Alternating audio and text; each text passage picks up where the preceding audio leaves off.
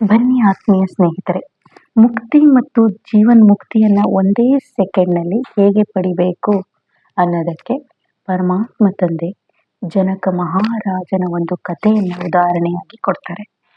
ಆ ಕಥೆ ಏನಂತ ತಿಳಿದುಕೊಳ್ಳೋಣ.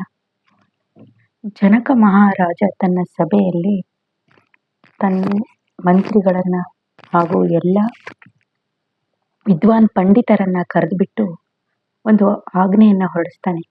ನನಗೆ ಒಂದೇ ನಿಮಿಷದಲ್ಲಿ ಆತ್ಮಾನುಭೂತಿ ಅನುಭವ ಮಾಡಬೇಕು, ಆತ್ಮಜ್ಞಾನವನ್ನು ಕೊಡಬೇಕು. ಅದನ್ನು ಯಾರು ಮಾಡ್ತೀರಿ ಅವರಿಗೆ 1,000 ಆಕಳುಗಳನ್ನು ದಾನವಾಗಿ ಕೊಡ್ತೀನಿ ಅಂತ ಹೇಳಿ 1,000 ಆಕಳಿಗೆ ಜೊತೆ ವಜ್ರ ವೈಡೂರ್ಯಗಳನ್ನು ಕೂಡ ಹಾಕಿರ್ತಾರೆ. ಹಾಗೆ ಅದಕ್ಕೋಸ್ಕರ ಇವರೆಲ್ಲ ಒಂದು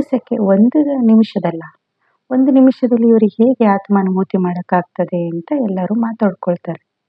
ಅದೇ ಸಮಯದಲ್ಲಿ ಅಷ್ಟಾವಕ್ರರ ಬಗ್ಗೆ ನೀವು ಕೇಳೇ ಇರ್ತೀರ. ಅಷ್ಟಾವಕ್ರ ಅಂತಕ್ಕಂಥ ಮಹಾನ್ ಪಂಡಿತರವರು.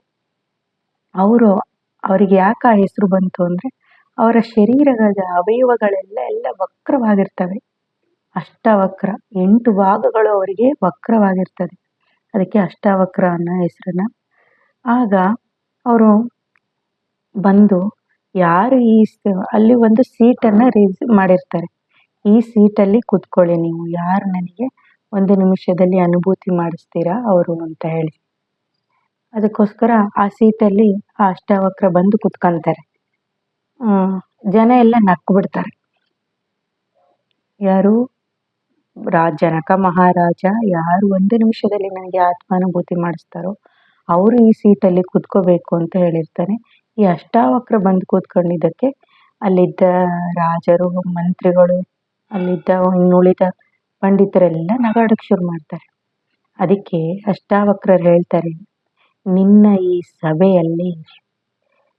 ಈ ಸಭೆಯಲ್ಲಿ ಚಮ್ಮಾರರಿದ್ದಾರೆ, ಬರೀ ಚಮ್ಮಾರರೇ ಇದ್ದಾರೆ ಅಂತ. ಹಂಗಂದ್ರೆ ಏನು? ಚರ್ಮವನ್ನು ನೋಡಿ ಬೆಲೆ ಕೊಡ್ತಿದ್ದಾರೆ ಹೊರತು ನನ್ನೊಳಗಿನ ಜ್ಞಾನವನ್ನು ನೋಡಿ ಇಲ್ಲಿ ಯಾರು ಬೆಲೆ ಕೊಡಲಿಲ್ಲ ಅಂತ ಹೇಳ್ತಾರೆ.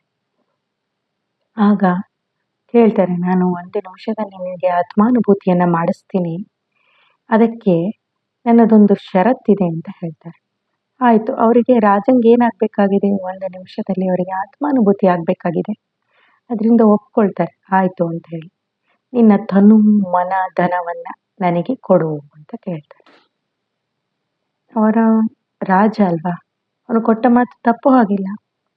ಅದರಿಂದ ಆಯಿತು ಅಂತ ಒಪ್ಕೊತಾರೆ. ತಕ್ಷಣನೇ ಹೇಳ್ತಾನೆ, ನನ್ನ ಕಾಲು ಕೆಳಗೆ ಬಂದು ಕೂರು, ನನ್ನ ಚಪ್ಪಲಿ ಕೆಳಗೆ ಬಂದು ಕೂರು ಅಂತ ಹೇಳಿ. ಆಗ ಸ್ವಲ್ಪ ಹೊತ್ತು ಯೋಚನೆ ಮಾಡ್ತಾನೆ. ನೀನು ಏನಂದಿದ್ದಿ ಅಂತ ಹೇಳಿ ಅಷ್ಟಾವಕ್ರ ನೆನಪು ಮಾಡ್ತಾರೆ ಜನಕ ಮಹಾರಾಜಂಗೆ. ಅವನು ಮನಸ್ಸನ್ನು ವಿಚಲಿತ ಮಾಡ್ಕೊಂಡು ಇದೆ ಅಂತ ಮಾಡಿಬಿಟ್ಟೆ, ನಾನು ತಪ್ಪು ಮಾಡಿಬಿಟ್ನೇನೋ ಅಂತ ಮನಸ್ಸಲ್ಲಿ ಗೊಂದಲ ಇಟ್ಟುಕೊಂಡು ಹೋಗಿ ಕೂತ್ಕೊತಾನೆ ಆತನ ಕಾಲು ಕೆಳಗೆ, ಅಷ್ಟಾವಕ್ರನ ಕಾಲು ಕೆಳಗೆ, ಅಂದರೆ ಚಪ್ಪಲಿ ಜಾಗದಲ್ಲಿ. ಏನಂದಿದ್ದಿ ನೀನು? ನಿನ್ನ ತನು ಮನ ಧನ. ನಿನ್ನ ತನು ನಂದಂದಿದಿ ತಾನೆ, ಕುತ್ಕ ಅಂತ ಹೇಳ್ತಾನೆ. ಅದರಿಂದ ಕೂತ್ಕೋತಾನೆ. ಇನ್ನು ಮನಸ್ಸಲ್ಲಿ ಯೋಚನೆ ಮಾಡಕ್ಕೆ ಶುರು ಮಾಡ್ತಾನೆ. ನನ್ನ ದರ್ಬಾರು, ನನ್ನ ಅರಮನೆ, ನನ್ನ ರಾಣಿಯರು ಅಂತ ಹೇಳಿ. ಹಾಗೆ ಆವಾಗ ರಾಜ ಹೇಳ್ತಾರೆ, ಏನಂದಿದ್ದಿ ನೀನು? ನಿನ್ನ ಧನ ನಂದೇ ಅಂತ ಹೇಳ್ತಾನೆ. ಆಯಿತು ಅಂತ ಒಪ್ಕೊತಾನೆ. ಆಗ ಮತ್ತೆ ಮನಸ್ಸಲ್ಲಿ ಯೋಚನೆ ಬರ್ತದೆ.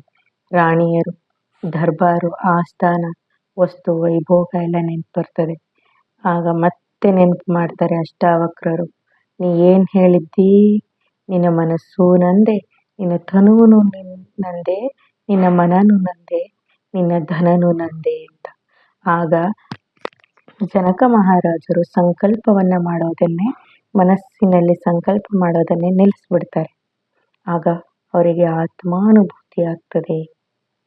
ಆಗ 1 ನಿಮಿಷದಲ್ಲಿ ಜೀವನ ಮುಕ್ತಿಯನ್ನು ಹೀಗೆ ಪಡಿಬೋದು, 1 ಸೆಕೆಂಡ್ನಲ್ಲೂ ಕೂಡ ಪಡಿಬೋದು. ಎಲ್ಲ ತನು ಮನ ಧನವನ್ನು ಪರಮಾತ್ಮನಿಗೆ ಸಮರ್ಪಣೆ ಮಾಡಿ ಅಂತ ಇಲ್ಲಿ ಪರಮಾತ್ಮ ತಂದೆ ಈಗ ಇದ್ರಲ್ಲಿ ಮೂಲಕ ಹೇಳ್ತಾರೆ. ಆಗ ಅವರಿಗೆ ಆತ್ಮಾನುಭೂತಿ ಆದ ನಂತರ ಅವ್ರಿಗೆ ಎಷ್ಟೊತ್ತಾದರೂ ಆ ಜಾಗ ಬಿಟ್ಟು ಕದಲೋದಿಲ್ಲ ಜನಕ ಮಹಾರಾಜ. ತುಂಬ ಆಸ್ಥಾನದಲ್ಲಿರೋರೆಲ್ಲರೂ ಬಂದು ಎಬ್ಬಸಿ ಕೂರಿಸ್ತಾರೆ. ಆಗ ಅವರಿಗೆ ದಿವ್ಯ ಚಕ್ಷುವಿನ ಇದರಲ್ಲಿ ಮುಳುಗೋಗ್ಬಿಟ್ಟಿರ್ತಾರೆ, ದಿವ್ಯ ನೇತ್ರದಲ್ಲಿ. ಆಗ ನೀನೇನು ಕೊಟ್ಟಿದ್ದಿ ತನು ಮನ ಧನವನ್ನೆಲ್ಲ ಹೊಳ್ಳಿ ನಿನಗೆ ಪ್ರಸಾದವಾಗಿ ರೂಪದಲ್ಲಿ ನಿನಗೆ ಕೊಡ್ತಾ ಇದ್ದೀನಿ ಅಂತ ಹೇಳಿ ಅಷ್ಟಾವಕ್ರರು ಮತ್ತೆ ಅದನ್ನು ಅವರಿಗೆ ಪ್ರಸಾದ ರೂಪದಲ್ಲಿ ಕೊಟ್ಟು ಅಲ್ಲಿಂದ ಹೊರಡ್ತಾರೆ. ಇದೇ ಪರಮಾತ್ಮ ತಂದೆ ತಿಳಿಸ್ತಕ್ಕಂಥ ಮುಕ್ತಿ ಮತ್ತು ಜೀವನ್ಮುಕ್ತಿಯ ಕಥೆಯ ಉದಾಹರಣೆ. ಓಂ ಶಾಂತಿ.